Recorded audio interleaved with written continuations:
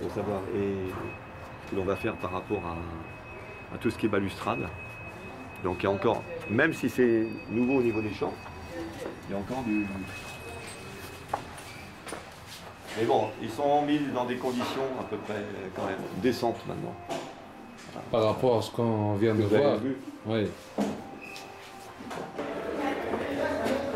Voilà, on a donc Jaziri et Boran, qui sont tous les deux, lui il est encore junior. Le fameux Jaziri, ça, hein? Ouais, le fameux, je sais pas, c'est Jaziri déjà. Avant qu'il soit fameux, c'est Jaziri, on verra.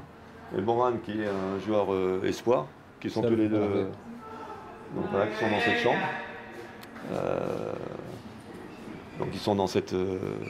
ça a été les premiers pratiquement à emménager, n'est-ce pas? Pratiquement. Hein.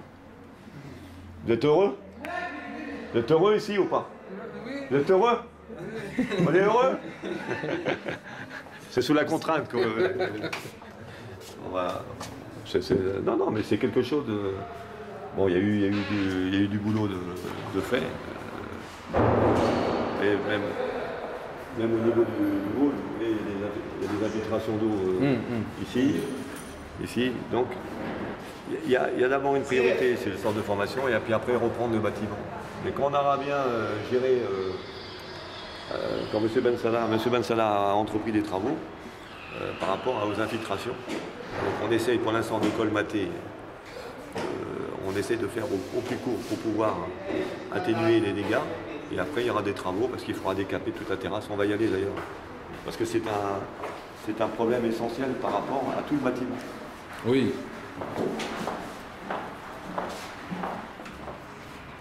Vous causez l'affaissement du bâtiment. M. Ben Salah serait plus à même les infiltrations d'eau. L'affaissement du bâtiment a provoqué comme vous savez, les plaques tectoniques. Et donc l'eau s'est infiltrée. Oui. Et s'est infiltrée dans tous les murs. Et vous savez que l'eau, c'est quand même le principe même. Donc c'est installé et il y a une humidité. Donc pour l'instant. Et ça vient de. Donc ça va être pour l'instant, ça ne va pas être fermé. Et l'accès d'en bas. Ça mène à où ça? Ça mène en bas dans le couloir qui donne sur le hall. Ok. C'est une.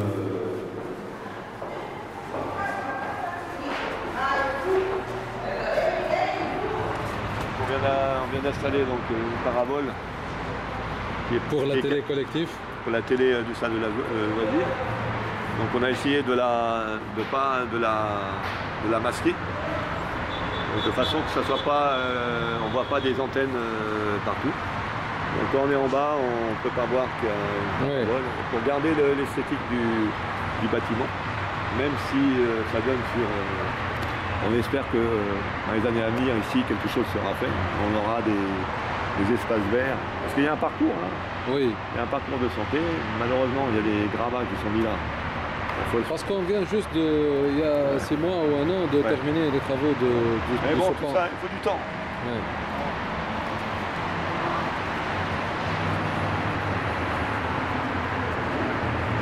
Ah, une belle terrasse quand même. Là, hein.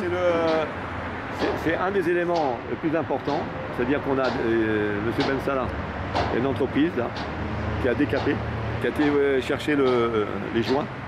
Alors, normalement, ce qui est le mieux, ça serait de refaire toute la terrasse, parce que la terrasse, le fait que le bâtiment s'est affaissé, la pente n'évacue plus les eaux.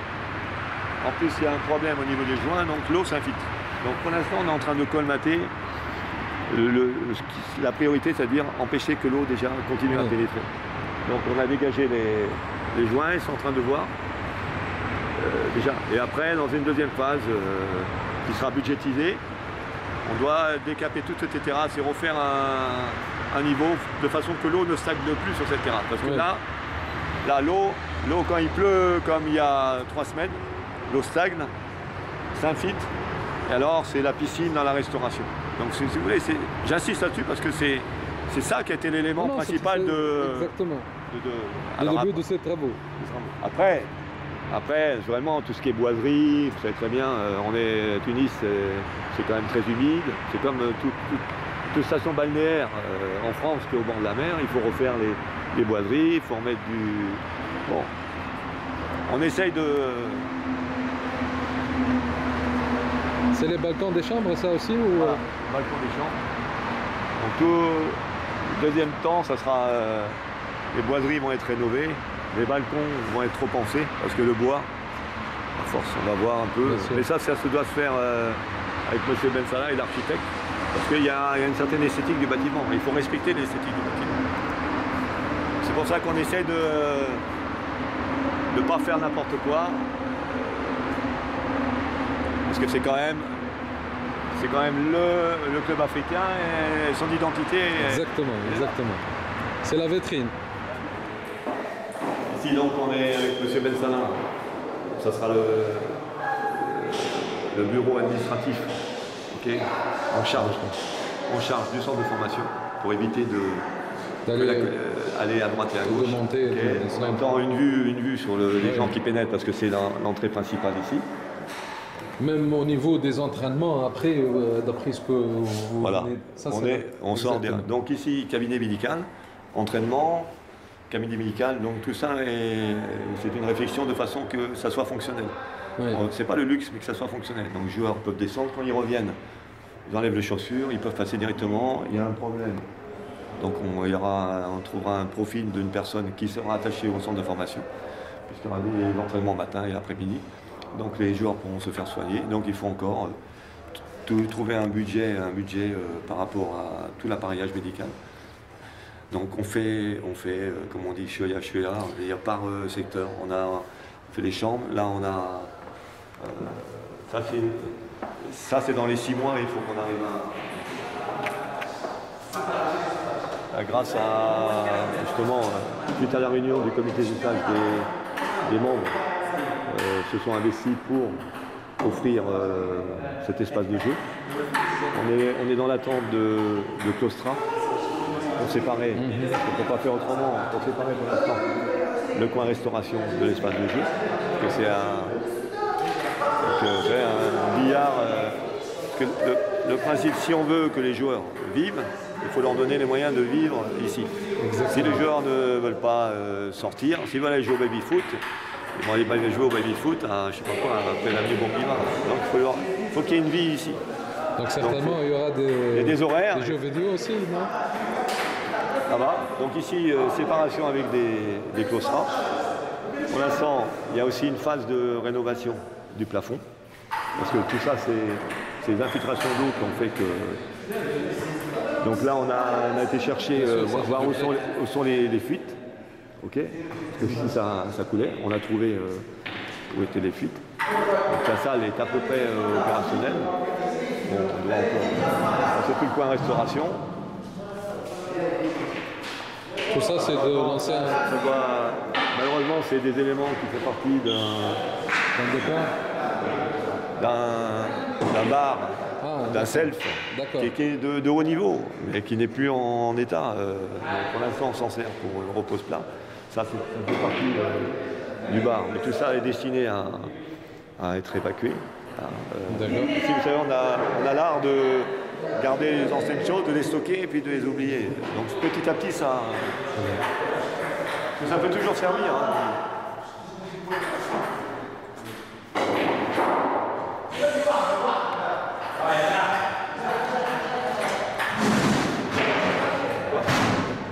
Quoi? Ah non, on va regarder là. Donc ici, vous voyez, c'est quelque chose. Ici, on a rattrapé toute la cuisine, parce que le bâtiment, c'est affaissé. Donc pour l'instant, on ne peut rien faire. Donc, encore une fois, M. Benza, qui est responsable de l'infrastructure, est en train de, par rapport au bâtiment, de trouver une solution pour refaire ici un mur. Donc il y a eu un mur de soutènement. L'eau, vous voyez, c'est infiltré. Par contre, vous savez, on s'est battu là pour remettre cette cuisine, qui est une cuisine de 5 étoiles au départ, mais qui a été laissée entretien matériel, responsables. Je ne parle pas des grands responsables, des responsables qui étaient ici, qui vivent. Vous savez, quand vous êtes responsable d'une cuisine, un grand chef ou un chef, il est responsable de son lieu. Ça a été mis. Maintenant, on a Madame Anda qui s'occupe de la cuisine. On est en train de restaurer tous les fours. C'est opérationnel pour 20 joueurs. Et bon, les plateaux. Pour 20 joueurs. 20 joueurs. Ici, il existe 20 joueurs. 20 joueurs. Du minime jusqu'au pro. Voilà, ouais, on a des minimes jusqu'à un Ziaziet. Okay, le petit que vous avez vu, puis, et un autre, Ruini, qui s'est cassé la jambe et qui vient juste de revenir de convalescence. Donc on a essayé de remettre en état tout ça. Et la semaine dernière, l'entreprise de curage est venue parce qu'on a un problème d'eau chaude, puisque pour l'instant la chaudière doit être remise en marche. Donc les graisses s'accumulent. Oui. Et ça bouche les évacuations. Donc après il y a un gros problème qui se passe au niveau des évacuations d'eau, tout ça. Donc tout ça c'est l'ancien.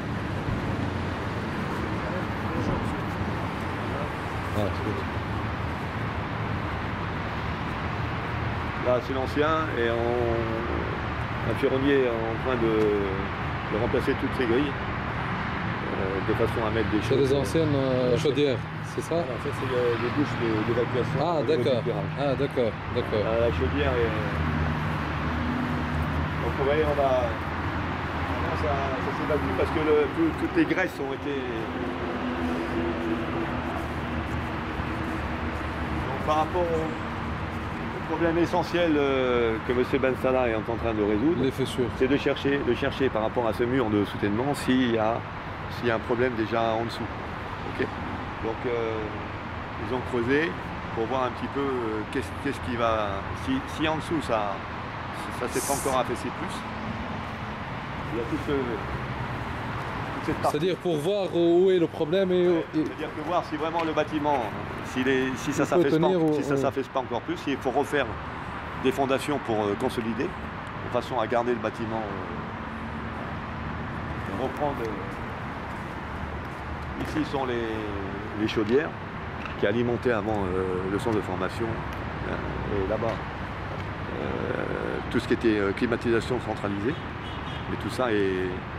Maintenant, il y a des climatiseurs à chaque centre. Ouais, parce que tout ça n'est plus en état. Et c'est quand même des machines... Ouais. C'est un outil quand même extraordinaire. Là, pareil, c'est à l'image des deux chaudières. Mais pour l'instant... on essaye de penser par rapport aux nouvelles énergies, ce que l'on peut faire pour mettre sur le toit des solaires. Voilà, amener de. Donc, M. Ben Salah a présenté un plan à au président et l'ensemble du comité. Bon, c'est pas un gros coup, mais il faut que ça soit bien réfléchi, de façon à alimenter par les toits de l'eau chaude. Parce que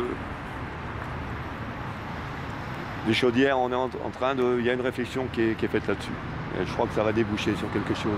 Parce que ce qu'il faut quand même dire, c'est que si on en est là, c'est que le président du club africain, M. Latrousse, a eu dans un premier temps, moi, quand je suis arrivé, d'avoir la volonté de remettre en état le centre de formation.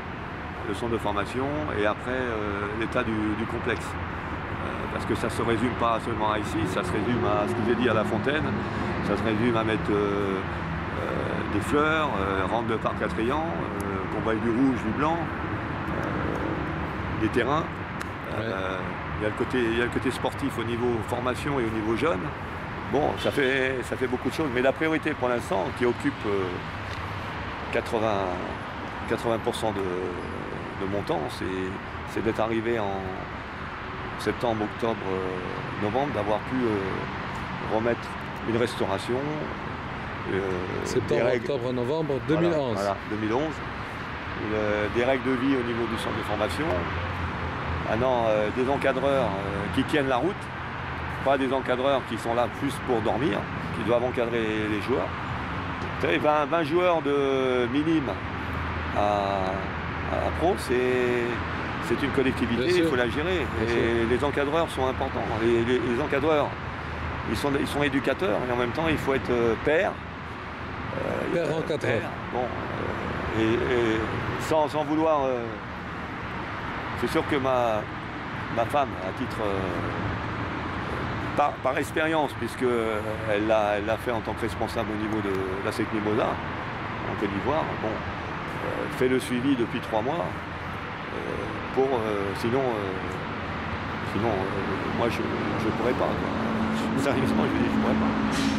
Mais bon, avec naturellement, on a des gens, il y a au niveau centre de formation, il y a M. Walid Mekni qui s'occupe un peu de la coordination administrative pour l'économa.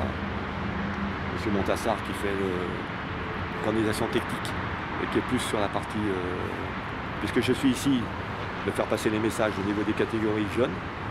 Par contre, le centre de formation démarre tous les mardis et mercredis matin, les jeunes s'entraînent, quelles que soient les catégories.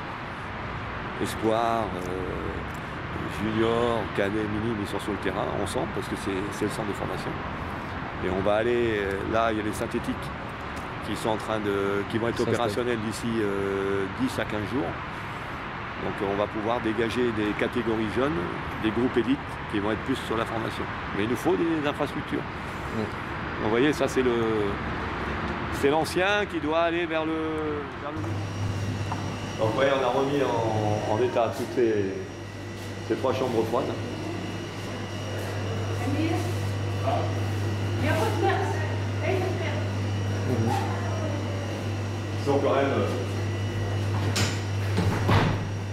Ils sont quand même assez exceptionnels. Mais qui étaient abandonnés. Donc ça a été nettoyé, ça a été nettoyé avec de l'huile de poudre. Et il a fallu juste reprendre tout ce qui était un peu électricité. Ici, bon, maintenant on arrive à... Il y a une buanderie ici ou pas encore? À la buanderie, justement, est là-haut. Dans les chambres, on a prévu une buanderie qui sera attenante à toutes les chambres. C'est-à-dire il y a on est en attente de 2 machines à laver, à sécher le linge, avec une buanderie, avec une personne qui sera attenante à la buanderie. Parce que les draps sont changés toutes les semaines. Les draps sont changés toutes les semaines, les serviettes. Bon.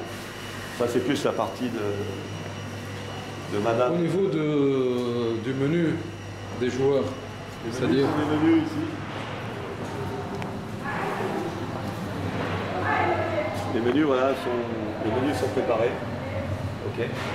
On essaye avec les présences.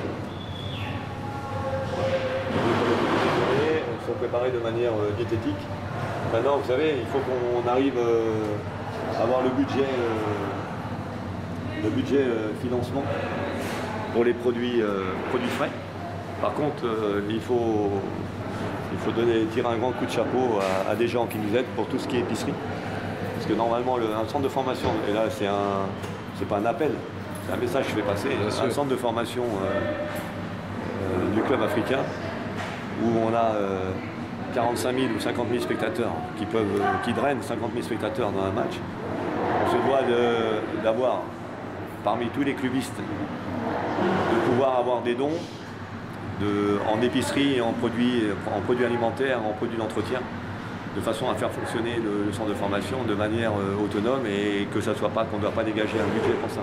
Les produits frais, oui, les produits frais, c'est un budget à dégager. Et là, c'est un message que je donne.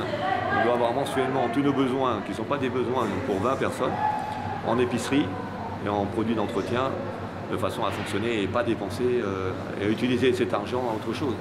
Donc je pense qu'il y a beaucoup de clubistes qui ont, à partir du moment où ils savent, qui rentrent dans un projet, ils seront prêts à donner, mais ils ne veulent pas que ça parte n'importe où. Mais là, vous avez vu, il y a un stockage, c'est géré. Il y a des gens maintenant qui gèrent tout ce qui rentre. On va avoir de la part de M. Bakouche, qui est Société des eaux minérales, il va nous livrer 2 palettes 2 palettes, donc ça veut dire 1000 bouteilles. 1000 bouteilles par mois pour les repas du déjeuner et dîner. Et pour les entraînements, pour le centre de formation et les espoirs. Et 2 palettes pour la catégorie jeune. Parce que c'est quelqu'un que j'ai rencontré hier et qui sait que les palettes vont être gérées ici et on va les gérer. Donc il faut être autonome. Mais les gens sont prêts à aider, mais ils veulent savoir où c'est affecté. Et si c'est affecté avec des gens qui sont responsables,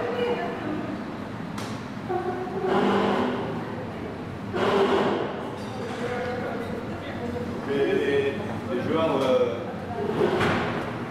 joueurs le midi, ils mangent entre midi et demi et 2 heures. Parce qu'il y a certains qui sont scolarisés. Certains sont scolarisés, donc ils rentrent entre midi et 2 heures. Donc